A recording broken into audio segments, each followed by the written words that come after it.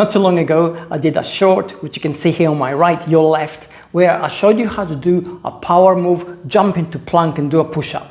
Now this is an amazing total body exercise. It literally works every muscle in your body, and if you do it long enough and hard enough, it also works your cardiovascular system and your aerobic capacity. It is very, very hard, even though I made it look easy because I've been working it for some time now. However, what I'm going to do today, and you need to do this if you've already done a warm-up. Don't try it cold, it will not work. I'm thoroughly warmed up, which is why I'm going to do it now, even though I'll be pretty relaxed. I've already done a couple of workouts beforehand, so my body is revving and my body temperature is pretty high, my muscles are relaxed. So you need, before you do it, to actually have at least warmed up for 5 or 10 minutes. Now, if you can't do it, and I'm going to break it down, I'm going to explain what muscles it works and how beneficial it is, but more importantly, I'm going to show you that if you cannot do it, how you can prepare yourself to actually do it. And we're going to do this through the breakdown. Now, one more time, I'm going to demonstrate it for argument's sake. Here we are. We sit on this. I'm sitting on my feet here, as you can see. I'm sideways, you can see every movement. So from here, I'm going to basically jump up like this. Okay, I'm landing flat on my feet. I'm going to launch myself forward like this. And now I'm in a plank position. And from here, I'm going to do a push-up, straight up and back again. And repeat. If you do this long enough, basically you generate, your body learns to develop amazing total body power. It is brilliant. It's absolutely fantastic. Do it hard enough and do it, enough repetitions. It clearly loads your cardiovascular system because you work so many systems in your body. And because you're working all these muscle groups and you're working pretty hard, it also begins to load your aerobic capacity. Although I wouldn't really advise using this to develop good aerobic capacity, simply because it's such a hard exercise to do. This is clearly for power, but keep in mind that it gives you pretty much everything you're looking for in one exercise. What if you can't do it? Well, you don't have to start crying about it. I'm going to show you what you can do.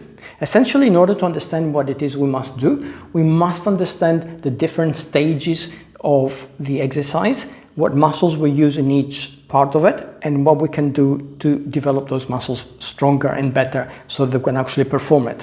Now, stage one, obviously, we're sitting on our feet. Here we are. In order to perform that power jump, what must we do? Well, we take our body weight back, we bring it on our hips, we bring it forward now, so we're using our quads and our hip flexors and our glutes. So we're using it forward. From here, we use our arms, we lift our body up in the air, and from there, we need strong feet and strong ankles because that's when the flip happens. So to demonstrate this, here we are, and I'm going to do this, and there I am. Now, if I had my arms tied behind my back, that would be immeasurably more difficult because I can't get the propulsion on the upper part of my body. So bear that in mind. If you can't do this, what can you do instead? Well, this is what you can do instead. Sit on your feet and practice going like this, up and down, like that. If you go up and down, you're using exactly the same muscle groups, like this, and you're developing them, and you want to try and take your body up like this, and down like that, and up like this, and down like that. Once you've done that, develop even stronger quads and glutes, and the kind of flexibility you need. You go into this exercise, where basically, you go all the way down, your feet are flat on the floor, and you maintain that position for maybe a count of 20 or 30 seconds, and then relax, and then try it again. So basically, that helps develop the kind of agility, mobility, and strength you need in the joints and the muscles which need to come together for you to jump up. The second thing, of course, is you need to jump from that position into a plank. So from here, we need to move forward and jump into a plank. It's like this, okay? So basically, hands and feet and our legs behind us get extended. Now, this is just your classic plank. In order to develop this ability, beyond learning to hold the plank position, this is what you can do.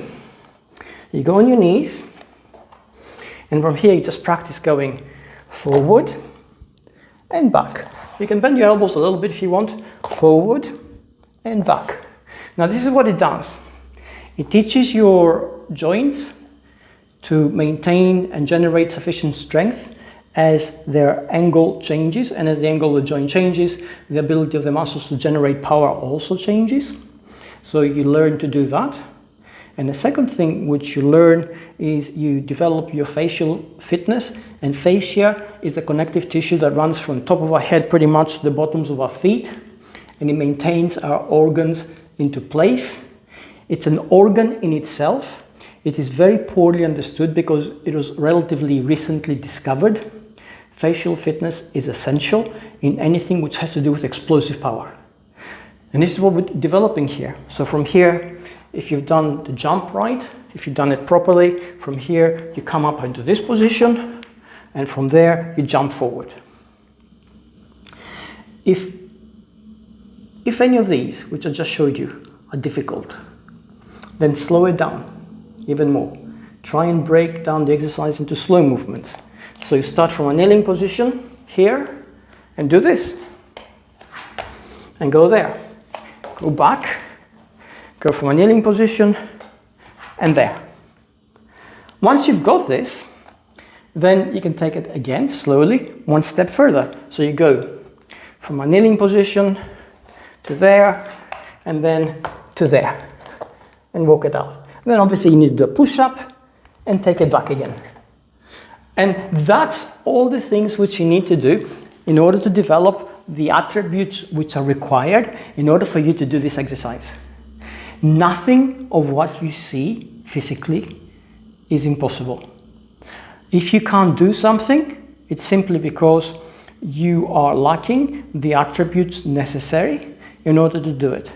Now, some things which we see on YouTube, some things which we see on the internet by either gifted athletes or highly trained athletes, they take a long time to achieve, and they may not be achievable easily for us, or there may be a strong genetic element in them in terms of flexibility, or particular tendon strength, or particular joint, and those people are talented, and that's where talent comes in. It's essentially a genetic predisposition which sets them apart from the rest of the population, but they still need to work at it.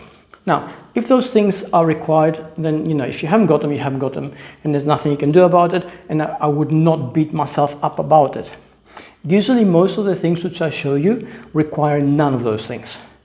So essentially, if you want to try this, you break it down the way I showed you just now, work at it, time and time and time again, and it'll come together. And just to prove the case, I tried this with a friend who's 50 years old. He's not particularly fit. I showed him how to do it. He trained for about a month, and now he can do it. So, it's achievable. It requires the kind of concentration, the kind of focus.